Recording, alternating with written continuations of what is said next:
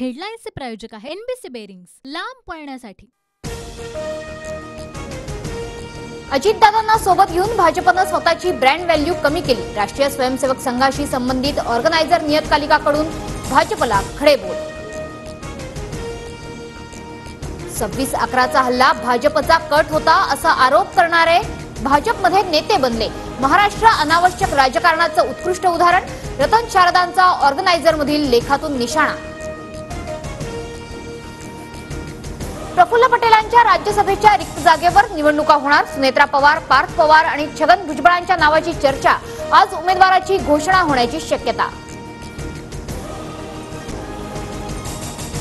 लोकसभा निकालानुसार विधानसभेत महाविकास आघाडीचं सरकार येण्याची शक्यता। लोकसभेत 288 पैकी महाविकास आघाडी 158 विधानसभा मतदारसंघात आघाडीवर।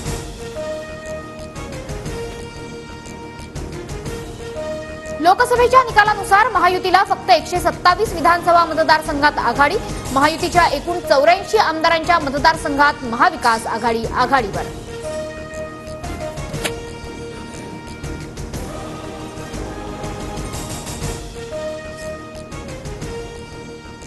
हेडलाईन्सचे प्रायोजक आहे एनबीसी बेरिंग्स, लांब पळण्यासाठी।